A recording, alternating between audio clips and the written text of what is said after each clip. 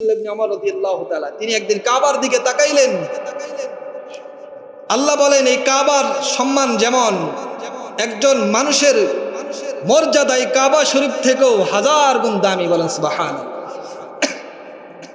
ওয়া নাযারা ইবনে ওমর ইয়াওমান ইলাল বাইত আও ইলাল কাবা, আব্দুল্লাহ ইবনে ওমর রাদিয়াল্লাহু তাআলা তিনি একদিন কাবার দিকে তাকাইলেন আর তাকিয়ে কাবাকে বললেন, মা আযমাকি ওয়া আযমা হুরমাতিক।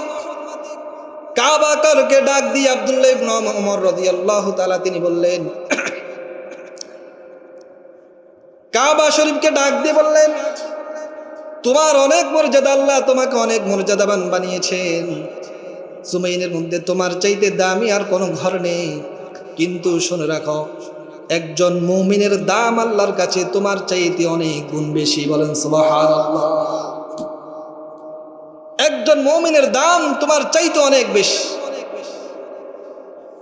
আল্লাহ রাসূল সাল্লাল্লাহু আলাইহি ওয়াসাল্লাম বলেন, পুরা আসমান জমিন বাসী সবাই মিলে, আসমানের উপরে ফেরেশতারা, জমিনের নিচের মানুষ এবং যত মাখলুক রয়েছে সবাই যদি মিলে একজন মানুষের হত্যার মধ্যে অন্তর্ভুক্ত হয়, শরীক হয়, আল্লাহ একজন মানুষের প্রাণের বিনিময়ে আসমান এবং জমিনের যত মাখলুক রয়েছে সবাইকে আল্লাহ জাহান্নামে দিতে বিন্দু পরিমাণ আল্লাহ দ্বিধা করবেন না, বলেন নাউযুবিল্লাহ।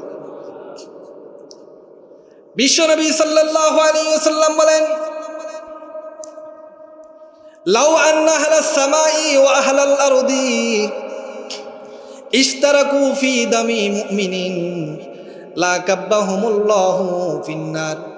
আসমান জমিনে যত মাখলুক রয়েছে, আসমানের উপর ফেরেশতা, জমিনের মধ্যে মানুষ, সবাই মিলে যদি একটি হত্যাকাণ্ডের মধ্যে তারা শরীক থাকে, তারা শরীক হয় একটা হত্যাকাণ্ডের মধ্যে, আল্লাহ পাক রব্বুল আলামিন সবাইকে একটা নিরপরাধ হত্যা করার কারণে সবাইকে জাহান্নামে দিতে আল্লাহ দ্বিধা করবেন না। হত্যাকাণ্ডের মধ্যে যে হত্যা করে, যে হত্যার ইন্ধন দেয়, যার আদেশে হত্যা করা হয়, যার সহযোগিতা হত্যা করা হয়, যার সমর্থনে হত্যা করা হয়, সবাই হত্যাকারীর অন্তর্ভুক্ত। আল্লাহ সবার একই শাস্তি। আপনি তো ভাববেন যে আমি সমর্থন করলাম, সহযোগিতা করলাম, আমি তো হত্যা করিনি। আল্লাহ রাসূল বলেন, তুমিও হত্যার মধ্যে, হত্যাকারীর মধ্যে অন্তর্ভুক্ত। আল্লাহ রাসূল বলেন, আদ-দুনিয়া লা যাওয়ালুদ দুনিয়া হুয়ারু ইনদাল্লাহি মিন কতলি রাজুলিন মুসলিমিন। আল্লাহর কাছে দুনিয়া ধ্বংস হওয়ার চাইতেও একজন মানুষ নিরপরাধ মুসলমানকে হত্যা করা আল্লাহর কাছে জঘন্য। দুনিয়া ধ্বংস হয়ে যাক, পুরা দুনিয়া, এটা আল্লাহর কাছে তুচ্ছ। একজন মানুষকে হত্যা করার চাইতে আল্লাহ দুনিয়া, পুরা দুনিয়া ধ্বংস হয়ে যাওয়া, এটা আল্লাহর কাছে কি সামান্য অপরাধ। কিন্তু একজন মুসলমানকে হত্যা করা, নিরপরাধ মানুষকে হত্যা করা, এটা আল্লাহর কাছে অনেক মারাত্মক অপরাধ। এখন তো একজন প্রাণী, একটা অন্যান্য প্রাণীকে মারা এত অপরাধ হয় না, একজন মানুষকে হত্যা করা এখন এত জঘন্য অপরাধ মনে করা হয় না, যে পরিমাণ অপরাধ মনে করা হয় অন্যান্য প্রাণীকে হত্যা করা। অন্যান্য প্রাণীর চাইতে মানুষের প্রাণের দাম এখন কমে গিয়েছে। সামান্য তুচ্ছ বিষয় নিয়ে হত্যাকাণ্ড ঘটাচ্ছে, সামান্য টাকার জন্য, চাঁদার জন্য, সামান্য কথা কাটাকাটি, রাজনৈতিক প্রতিহিংসার কারণে মানুষের প্রাণকে নির্মমভাবে কেড়ে নিচ্ছে। এটা কিয়ামতের আলামত। রাসূল বলেন, কিয়ামতের পূর্বে ঘরে ঘরে হত্যাকাণ্ড হবে। রাস্তা ঘাটে ঘাটে মানুষের জানের মূল্য অন্যান্য প্রাণীর চাইতে তুচ্ছ হয়ে যাবে।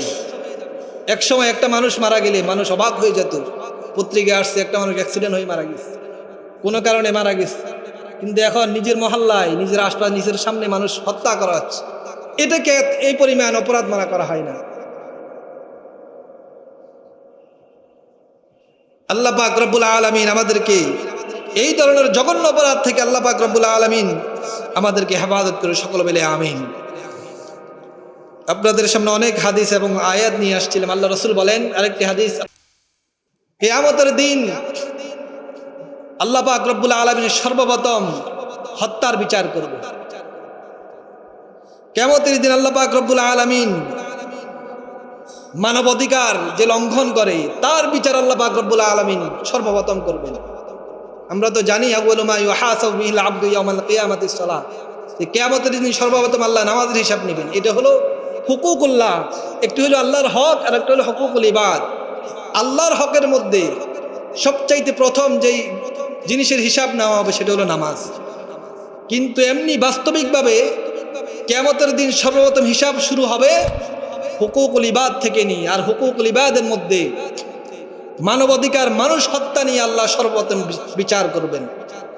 সর্বপ্রথম আল্লাহ কে কাকে হত্যা করেছে, অন্যায়ভাবে কে কাকে হত্যা করেছে, এর বিচার করবে। আজকে তো মানবাধিকার সংস্থা আছে, এটা মুসলমানের জন্য না, এটা কার জন্য না? মুসলমানের জন্য। ফিলিস্তিনে মানুষকে হত্যা করে, ভারতে মানুষকে হত্যা করে, বিভিন্ন কান্ট্রিতে মুসলমানদেরকে হত্যা করা হচ্ছে। এই ব্যাপারে কোনো মানবাধিকার সংস্থা দাঁড়ায় না। এমনি অন্য কোনো কাউকে যখন মারা হয়, কারোর উপর আক্রমণ হয়, তখন মানবাধিকারের অভাব নেই, মানবাধিকার সংস্থাগুলো তখন তারা মেতে ওঠে। কিন্তু ফিলিস্তিনিদেরকে নির্মমভাবে আজকে দীর্ঘ কত বছর তারা নির্মমভাবে হত্যা করতেছে, এই নিয়ে কোনো মানবাধিকারের কোনো কথা নেই। যে মানবাধিকার মুসলমানের পক্ষে না, ফিলিস্তিনের পক্ষে না, এই মানবাধিকার আমরা চাই না। এই মানবাধিকার আমাদের দেশে স্থাপিত হোক, এটাও আমরা কি চাই না। এটা কোনো মানবাধিকার নয়, এটা মানবাধিকারের নামে মুসলমানদেরকে ধ্বংস করার জন্য একটা পায়তারা চলতেছে, বলেন ঠিক কিনা?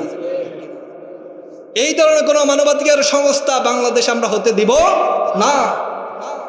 আমাদের বাংলাদেশের অবস্থা এমন হয়ে গেছে, শিয়াল থেকে যখন আপনি মুরগিকে বাঁচান তখন বাঘে আক্রমণ করে। ভারতের থাবা থেকে বাংলাদেশকে বাঁচাইছেন, এখন ইউরোপের থাবার মধ্যে বাংলাদেশ পড়ে গিয়েছে। একজন থেকে বাঁচানোর পর আরেকজন থাবা দেয় আমাদের দেশটাকে খেয়ে নেওয়ার জন্য। এই যে মানবাধিকার সংস্থা বাংলাদেশে স্থাপন করবে, এটাও একটা চক্রান্ত, এটাও একটা পশ্চিমাদের চক্রান্ত। এই জন্য সবাই সজাগ থাকবেন, এই ধরনের মুসলিম বিরোধী কোনো মানবাধিকার যেন এই দেশে স্থাপিত হতে না পারে। আল্লাহ পাক রব্বুল আলামিন আমাদেরকে কথাগুলো বুঝার এবং আমল করার তৌফিক দান।